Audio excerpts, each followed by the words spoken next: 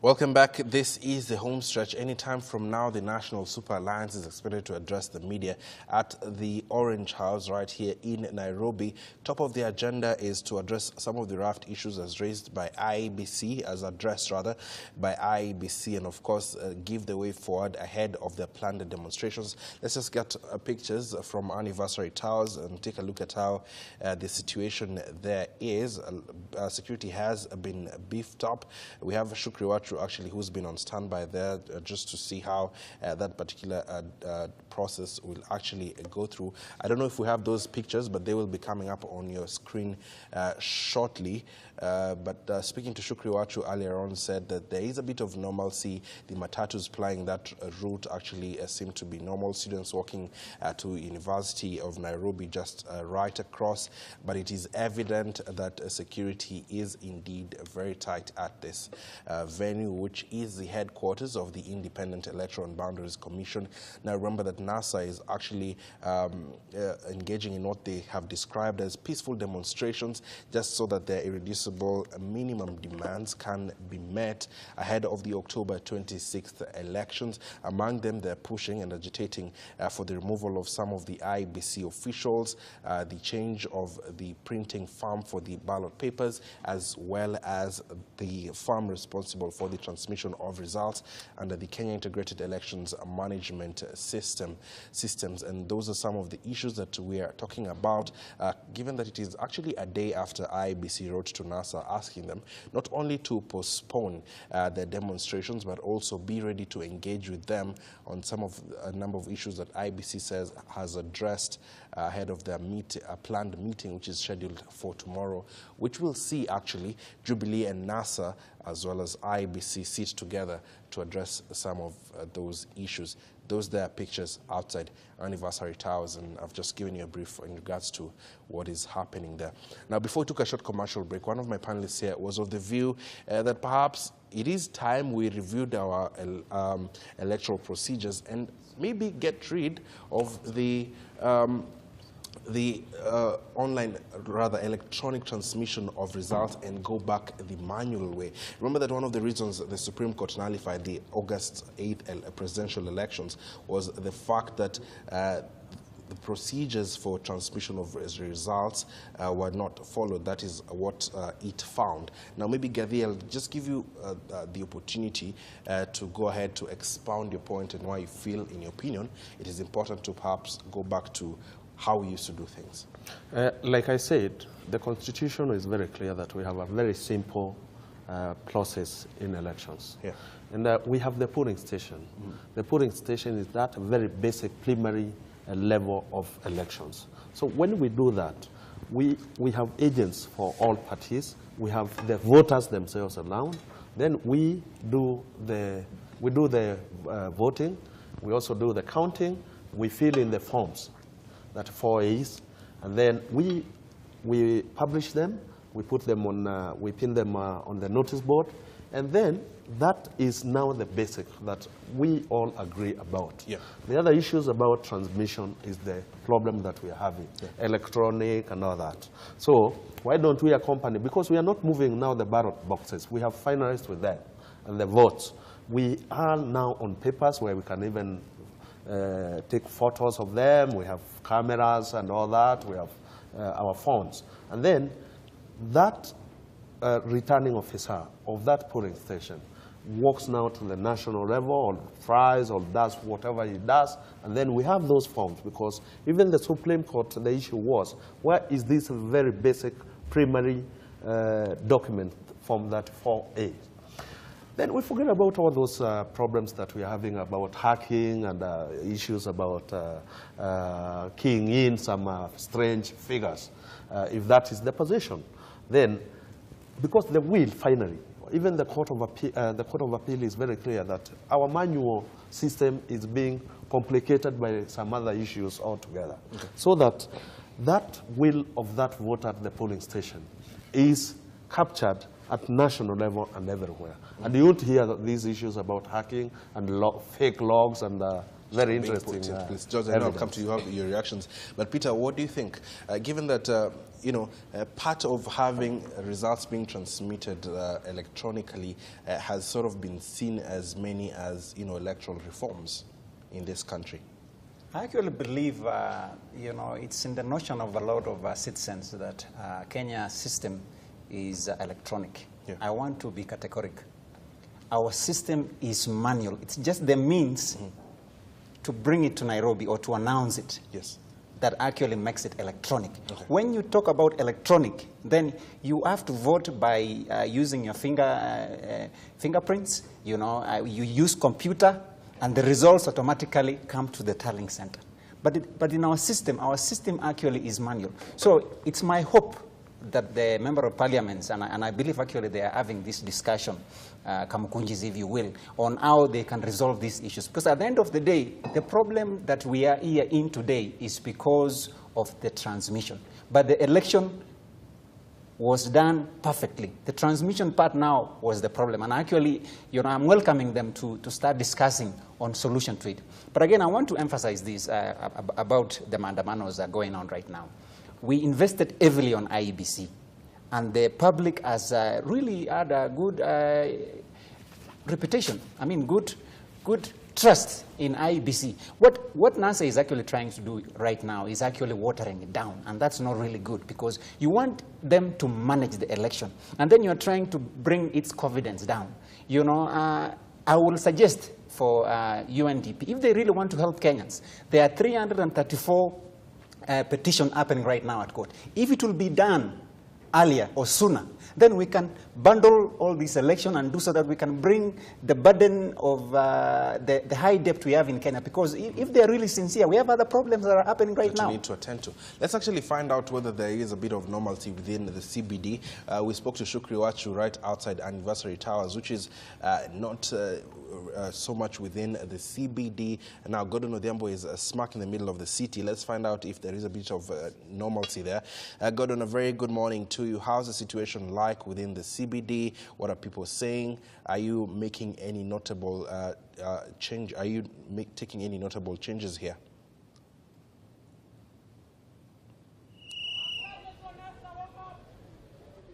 Well, thank you very much, and it's a mid-morning actually, and you can hear sounds of whistles just behind me. That means the NASA supporters are already in town and they are daring and ready to go.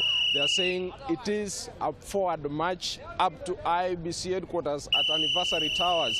As we speak, businesses are going on as usual. There's no much hitch here and there, but they have now vowed that it is only a matter of time. They're waiting for the principals, they're waiting for their leaders to come to town, and they march towards that particular place. Maybe if you'll allow me to speak just to one of them to ask why are they here? Do they really know what their leaders are calling for? Maybe just to speak to one of you, if you could come closer. Tell me your name kwa lugha ya Kiswahili ama Kiingereza.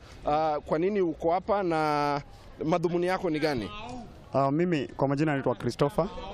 Madhumuni yangu kuja kwa kukusanya na wenzangu hapa ni kile tulikuwa tumeambiwa tunataka kwenda kuandamana, kwenda kuona huyo Jilopa.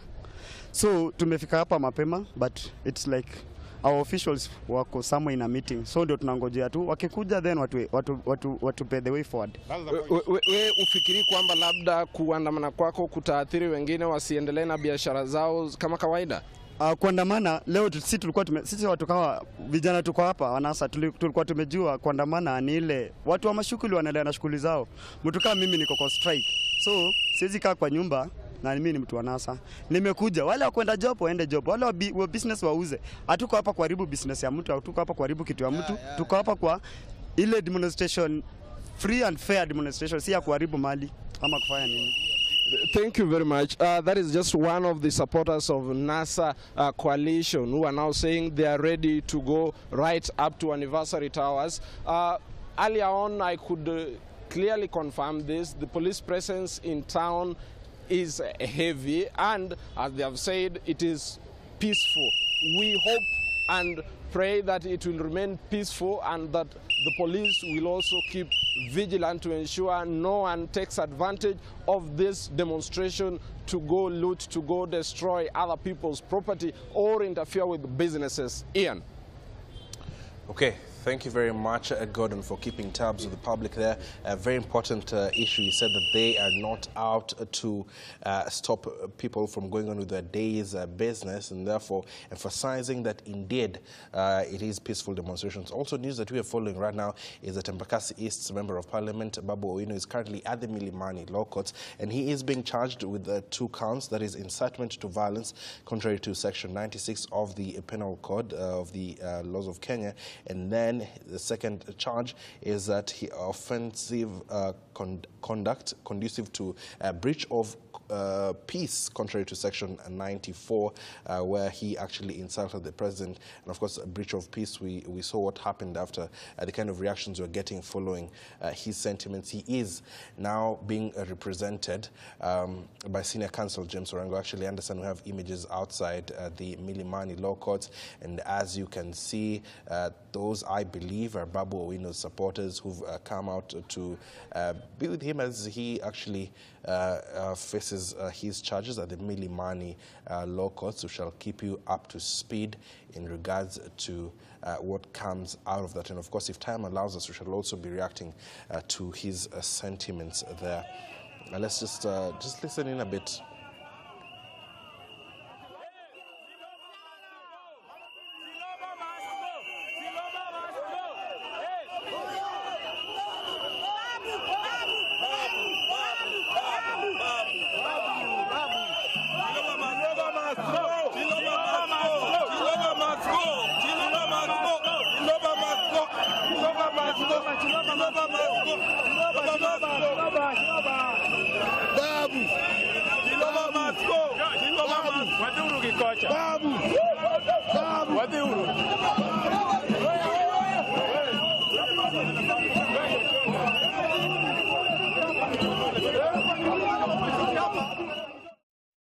Labour must go, as well as demanding, rather calling out Babu Owino's name, who's actually within the Milimani Law Courts, facing 2 charges, which I just read out to you. At the same time, talking about the CEO Ezra Chiloba exiting IEBC.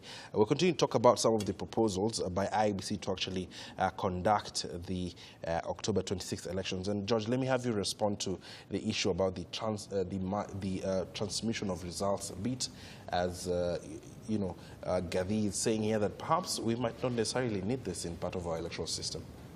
Thanks again, Ian.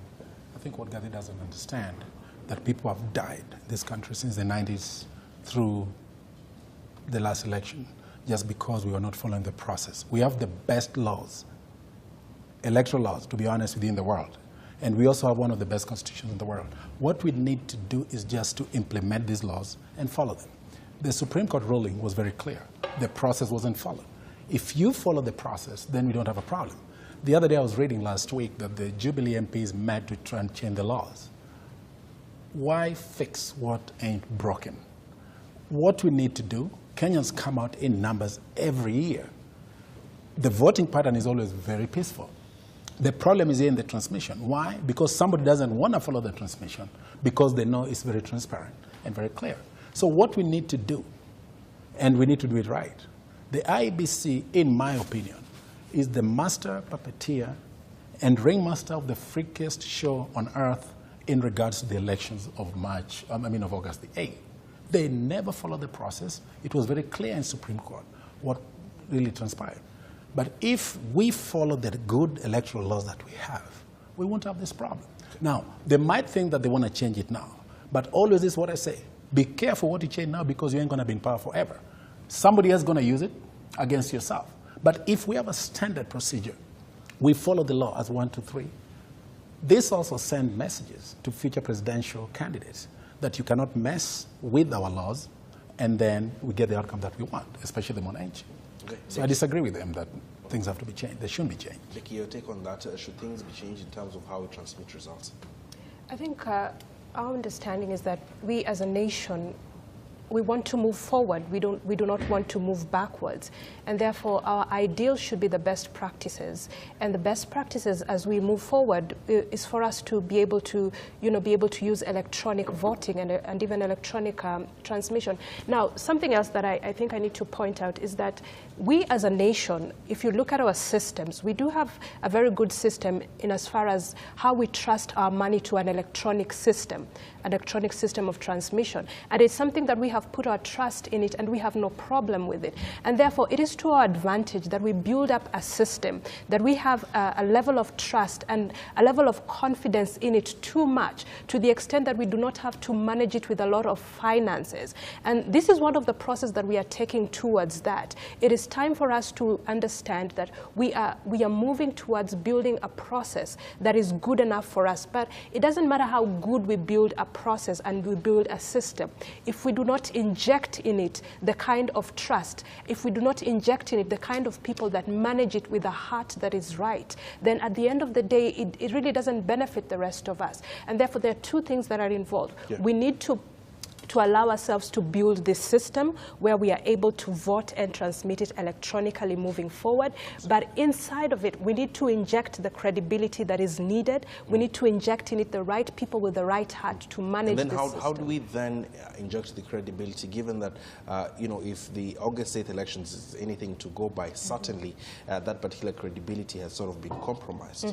Yeah. And that is why we are going back to the drawing board, and we are calling our heads together. Can we sit down? Can we find out then who is messing the system? What do we do with it? Who is putting in the right hat? But it has to be a process at the same time, that we don't just impeach people for the sake of impeaching, that we go through the right processes of investigations and be able to pin down. Would you say this is the right time? When it comes to timing and the time that we have, as we have said before, we have a very limited time. We are also working within a very volatile political environment. Okay. And also, those are some of the things that we need to put in place. That at the same time, even though we want to do things right, we also have to understand the environment that we are working in. And we need to manage the environment as well for the sake of all of us moving forward. Okay, Steve, your response to that in terms of maintaining or rather improving the transmission of results. All right, I think like one of the panelists has mentioned, we are not 100% electronic, okay, right? And I still believe that we still need the manual backup, as a country. The essence of bringing in technology in this whole process was actually to improve the credibility component of the elections, right? And you saw that is the beat, the electronic beat. That is the beat that the NASA coalition used in court to really pin down, to file evidence, upon which their case was, upon which the Supreme Court gave their verdict on their favor. So I still believe that the two need to be in place, both electronic voting system and the manual voting system. In the just concluded elections that was held on the 8th, it was described as one of the most expensive elections in the region. There was huge investment, I think up to 42 billion Kenya shillings. Mm-hmm. And so I think that is a good progress for us as a nation, and we should not be making one step forward and making 3 other steps backwards. Okay, part of another issue I'd like us to respond to is the place of international observers and the media as well. Now, IEBC says it will, for observers alongside the media, will be given access to the entire electoral process. Now, unlike before where we were only waiting as the media for a feed from IEBC and not broadcasting the announcement of results of the 290 constituencies, IEBC says that now, as a move for transparency and accountability, the media will be given access to all the 290 constituencies where they can further broadcast the announcement of the results at the constituency level. Peter? I think, in my opinion, on the issue of transparency, there have been some good progress, but not enough for where we have reached. And I actually welcome that move where observers, the media, those who like to actually verify that the election are being done correctly.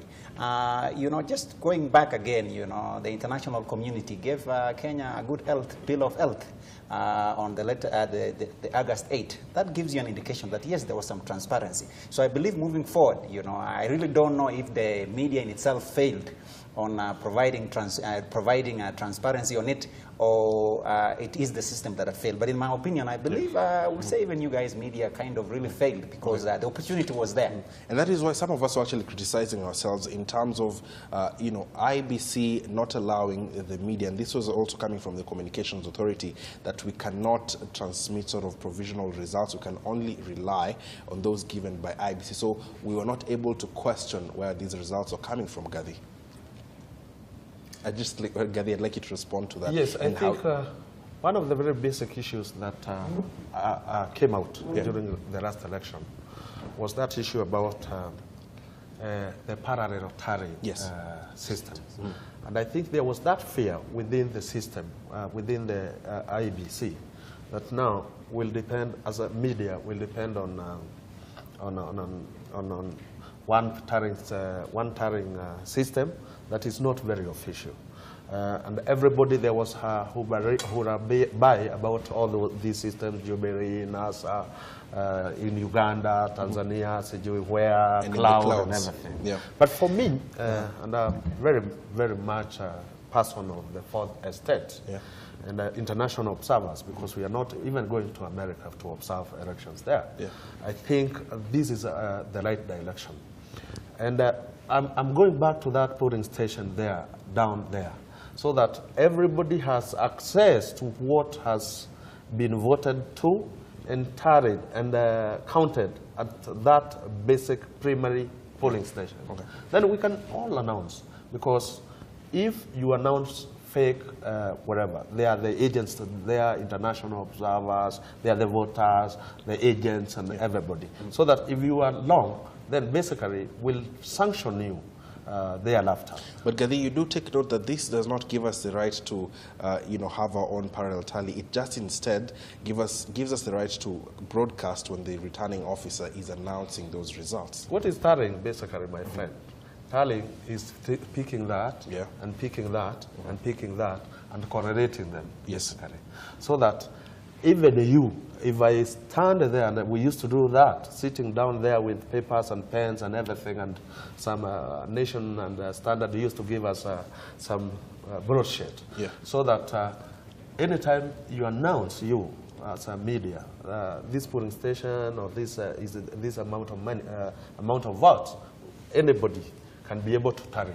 So I think that's the right direction for transparency, accountability, and accessibility, because it's a constitutional right of accessibility to information, to all that is happening. So let the media go. There might be some self-regulation so that we don't go tallying from different areas and from different having different figures on different screens. So let's go to that polling station. Let that person announce the presiding officer. And then from there, everybody now can even sit down and start tallying, because we have no problem with that. Yes, George. Yes, first of all, I want to correct my colleague here that the international community retracted their goodwill in respect to perfect election, especially after everything came out. As a matter of fact, even Hillary Clinton commented on that, saying that this is the best country in respect to our electoral laws because they can annul or overturn the election of a president. So given that what they learned, she also mentioned the analytica of Donald Trump that brought Trump into power and all other African countries, including Zambia. Why? They're being investigated in the Brexit. They're being investigated everywhere. And these are the same people who came actually and fixed our elections. So I just want to remind you of that. Now, going back to tallying, I understand and I agree. Trust but verify. What do I mean? They can have their own tallying center just to make sure, to check if what these guys are transmitting is correct. There's nothing wrong with that, as long as they do not get overboard and announce before the official IEBC guys. There's nothing wrong with that. And that's within their rights. So that being said, we still maintain that the problem with the Kenyan election is the tallying. That is what we need to address, not the voting. And again, if you look at it, this is the country that has Safaricom. In other words, we have one of the best technologies in the world. Why can't we just address the tallying? Why is somebody sitting on it? And disagreeing with Steve that we need to have manual or hybrid, no. The world is moving towards advanced technologies. Okay. Very soon, everybody will do away with the manual thing. And this is saving labor, improving on services, and actually making lives better. So let's address this tallying thing, and this is what IEBC needs to really focus on for better election and peaceful election in future. Deki. Yes. Your take on the role of the media in terms of transmitting announcement of results at the constituency level as well as the national tallying center? The media, as we know it, has always been the watchdog of the people, and that is their, core assignment. And therefore, this is a welcome move for, the media to participate at that level when it comes to the tallying and even the announcement of, the votes at the constituency level. At the same time, this builds a level of trust because we to some extent tend to trust, the media, and therefore, I think that it is a welcome move for the media to be placed in that particular, station in those particular constituencies, but at the same time there has to be an understanding of who is in charge of announcing the final tally. And if there is an agreement and a consensus, then it is right for for the media to announce. It is right for even these other stakeholders to announce. There's nothing wrong with it, because remember that what we are calling for is a free and a transparent electoral process. And if we see a level of freedom, a level of transparency, there is nothing wrong. That is something that is very welcome by all of us, because that's what we want to move forward. Yeah, Steve, did I get your reactions on that? Sure, not really, but I want to share my thoughts on that. Of course, the idea of getting involving the media and the international observers into this, I think it's a good idea, and it points out to, boils down to the fact that it's going to improve credibility and confidence in the results that will be announced when the election day comes. And like my colleague panelists have mentioned here, of course, media can't go there and just announce results that they have tallied on their own. They have to rely on the constitutional body, that is the IEBC, to relay, whatever result that IEBC is announcing at the polling stations to the public to just see what's happening. And of course, talking about the issue of the international observers, based on, of course, the Supreme Court ruling, it was really a big disappointment to them, bearing in mind some of them really came out and gave clean bill of health to the IEBC for conducting a free and fair elections. The Carter Center, Commonwealth, African Union. And so I believe this time round they have to really up their game and know that the whole world is watching. Actually, for this particular election, the whole world is watching. And that's why we are seeing even the IEBC is really trying to up its game and just play up to the standards. And that, I think, it's a really good move for this country, for the election. Okay, I'll just take a short commercial break, but before that, remember, we're waiting for a press conference anytime from now from the Orange House by the National Super Alliance. We're seeing those pictures on our screens. Everything is set, just waiting for the NASA principals to walk to the podium there to address the media ahead of their planned demonstrations today. Remember, those are pictures coming to you live from the Orange House, and we shall be telling you what comes of that. We'll take a short commercial break. When we come back, we'll talk about the elephant in the room, and that is the human resource aspect of IEBC, where NASA is further pushing for the removal of certain individuals, including the CEO, Ezra Chiloba, and we shall get a look at the response by IEBC. Do stay tuned. This is the Home Stretch.